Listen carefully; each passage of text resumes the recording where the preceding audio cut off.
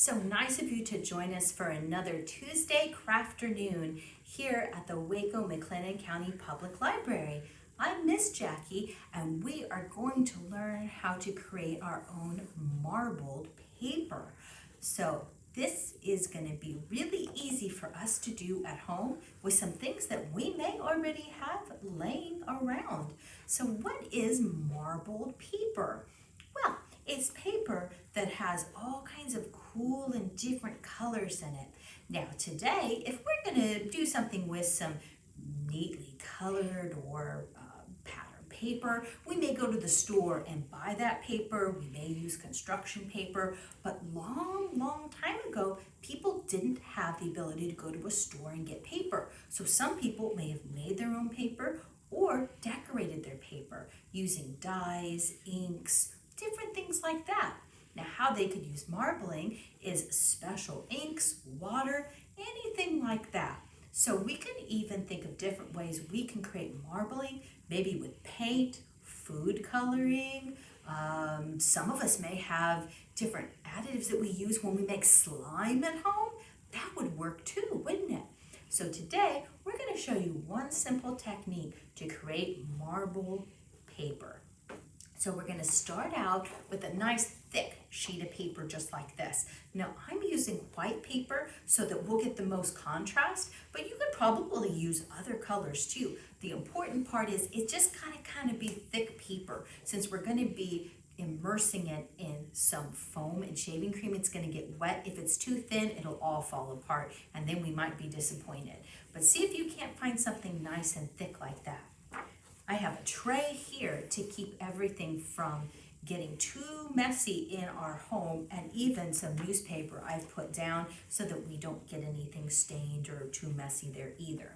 Now the other thing we're going to need is shaving foam. Just any kind of like a foaming shaving gel that you might have around would work. Not sure if any of your adults at home may use something like this, but something that's going to help us get that ink onto our paper.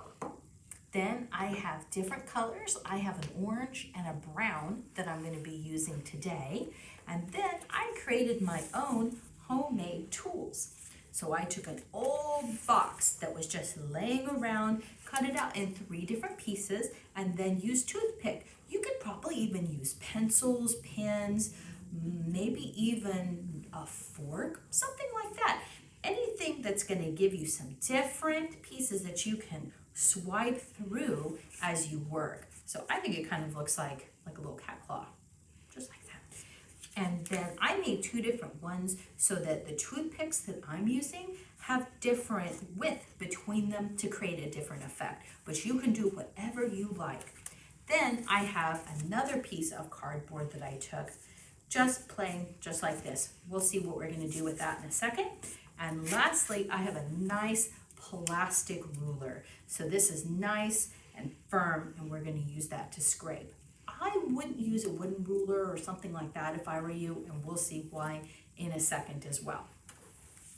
All right, so how we're going to get started is we take our tray, make sure that we have cloth or newspaper down, take our shaving cream just like this.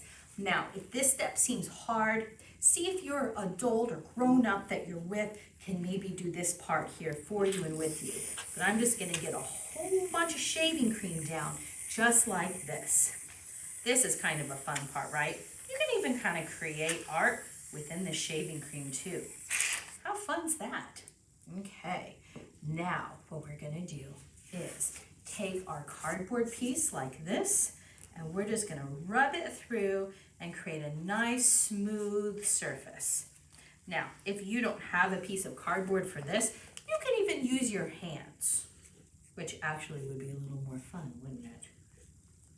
Sometimes art is all about getting creative and messy and fun.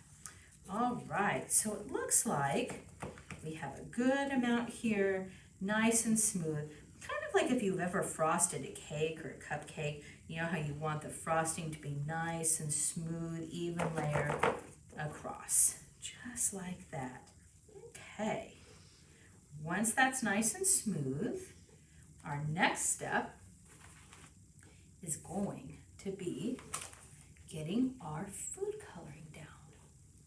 You can use paint for a completely different effect. I tried using some acrylic paint. You can probably use watercolor paint too. So if you don't have food coloring at home, try one of those others.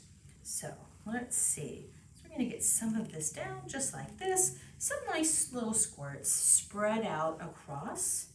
Now I'm going to put down some orange just like that. Okay. And like always, we'll make sure to put our caps back on before we go to the next step. Now I'm going to take my tool and just kind of rub it through with different designs. This is completely up to you how you do this part. This is your creativity at work. See how that's kind of creating a nice marbled effect. There. Do you think that looks nice? Are we ready to start? I think so. So let's see what we can do next. We're going to take our paper, just like this. We're going to put it down in the middle and then kind of gently tap it. We want to make sure that all that ink or food coloring or paint that we use comes up on our paper, and we can even see it coming through. We don't need to press too hard, just maybe lightly tap it like that.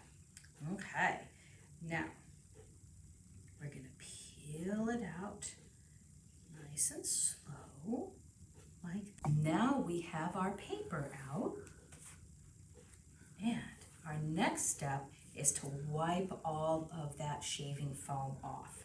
So we're going to take our ruler, put it down like this, and then we're just going to slowly peel that off. Scrape this away, just like this. See why we have our newspaper or cloth or plastic down, so that we don't make too much of a mess. Now, here you are. Here's your marble paper art, ready to do whatever you like. Maybe write a letter to a friend, a family member, or maybe even make a Thanksgiving card with this. Next week, we're going to learn how to make a really cool turkey Thanksgiving card. Maybe once it dries, we could use this paper for that. Stay tuned. We'll see if we can't do that. But you can use whatever colors on this that you like, and hope that you had fun watching this marble paper art craft that we did today. We'd love to see your examples of what you've come up with. So if you want, please post those for us. We think your creative ideas are wonderful and love it when you share with us. So make sure to give us a like, subscribe to our YouTube channels, and watch for these videos and all the other cool things that we have going on here at the Waco-McLennan County Public Library.